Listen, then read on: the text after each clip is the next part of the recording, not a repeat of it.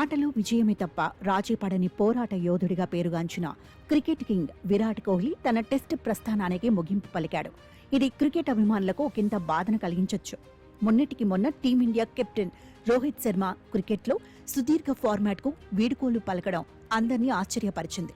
ఇంతలోనే విరాట్ కూడా సంప్రదాయ క్రికెట్ నుంచి వైదొలగడం భారత క్రికెట్కు అతిపెద్ద లోటే. కానీ ఎంత గొప్ప ఆటగాడైనా ఏదో ఒకరోజు తప్పుకోక తప్పదు. ప్రతి ప్రయాణానికి ముగింపు ఉంటుందనేలా కోహ్లీ కూడా తన సుదీర్ఘ కెరియర్కు గుడ్ బై చెప్పేశాడు. అయితే ఈ గొప్ప ఆటగాడి మజిలీలో ఎన్నో మలుపులు, మైలురాళ్లు, మరెన్నో అద్భుతాలను క్రికెట్ ప్రపంచం ఆస్వాదించగలగడం ఇక్కడ చెప్పుకోదగ్గ విశేషం. కొందరు ఆటతో పేరు తెచ్చుకుంటారు, మరికొందరు ఆ ఆటకే వర్ణి తెస్తారు. రెండో కోవలకి వస్తాడు విరాట్ కోహ్లీ. సాధారణంగా ఓ క్రికెటర్కు ఒక ఫార్మాట్లో గొప్ప రికార్డుంటుంది. కానీ 3 ఫార్మాట్లలోనూ ప్రతిభ చూపడం కోహ్లీకే చెల్లింది. టీ20, వన్డేలు, టెస్టుల్లో అద్భుతమైన ప్రదర్శనతో క్రికెట్లో తనకంటూ ప్రత్యేక స్థానాన్ని నిలబెట్టుకున్నాడు. అద్వితీయమైన ఆటతో, మొక్కవోని పట్టుదలతో క్రికెట్ ప్రేమికులను మంత్రముగ్ధులను చేశాడు. ఎన్నో మెగా టోర్నమెంటుల్లో ఒంటి చేత్తో ప్రత్యర్థులను అడ్డుకుని అపురూపమైన విజయాలను అందించాడు. మరీ ముఖ్యంగా ఛేదనలో ఒక్కొక్క బ్యాటర్ చేతులెత్తేస్తుంటే, ప్రత్యర్థి బౌలర్లో కట్టుదిట్టమైన బౌలింగ్తో కట్టిపడేస్తుంటే అభిమానుల ఆశలు మోస్తూ చివరిదాకా మైదానంలో నిలిచిన సందర్భాలు అతని కెరియర్లో అనేకం.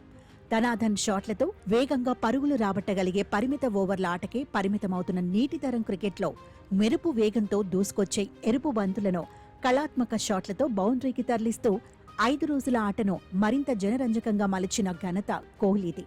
శారీరకంగానే కాకుండా మానసిక పరీక్షగా నిలిచే టెస్ట్ క్రికెట్లో అత్యంత విజయవంతమైన ఆటగాడిగా నిలిచిన తీరు సర్వదా ప్రశంసనీయం. 14 ఏళ్ల క్రితం వెస్టిండీస్ పర్యటనతో మొదలైన అతని టెస్ట్ ప్రస్థానం ఒక్కో మెట్టు ఎక్కుతూ దినదిన ప్రవర్ధమానమైంది. 123 టెస్టులాడిన అతను 210 ఇన్నింగ్సుల్లో 9230 పరుగులు సాధించాడు. 30 శతకాలు, 31 అర్ధ శతకాలతో అలరించాడు.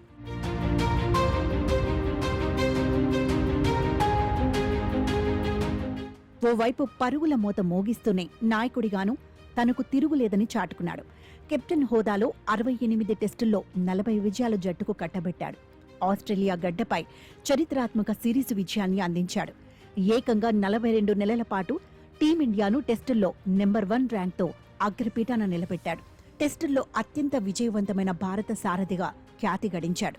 స్వదేశం, విదేశం అన్న తేడా లేకుండా అన్ని పిచ్చులపైన రాణించగలగడం విరాట్ ప్రత్యేకత. విదేశాల్లో భారత జట్టు టెస్ట్ మ్యాచ్లను డ్రా చేసుకుంటే చాలు అన్న దశ నుంచి ప్రత్యర్థిని వాళ్ల గడ్డపైనే చిత్తు చేసే స్థాయికి తీసుకొచ్చిన గొప్ప సారథి అతను.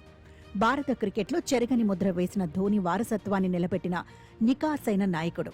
తనకే సాధ్యమైన ఆటతో ప్రపంచ క్రికెట్లో విరాట్ విప్లవం తీసుకొచ్చిన దిగ్గజ ఆటగాడు.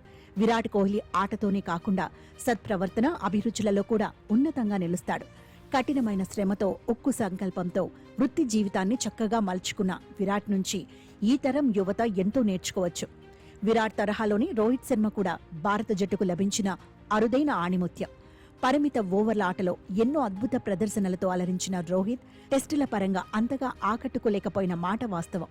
కానీ కోహ్లీ నుంచి నాయకత్వ బాధ్యతలు స్వీకరించాక జట్టును అత్యున్నత స్థాయిలో చూపిన అగ్రగణ్యుడిగా రోహిత్ కీర్తి గడించాడు. గతేడాది భారత జట్టు టీ20 ప్రపంచ కప్ గెలిచిన వెంటనే పొట్టి ఫార్మాట్కు రిటైర్మెంట్ ప్రకటించిన కోహ్లీ, రోహిత్ల ఆట ఇక వన్డేలకు పరిమితం.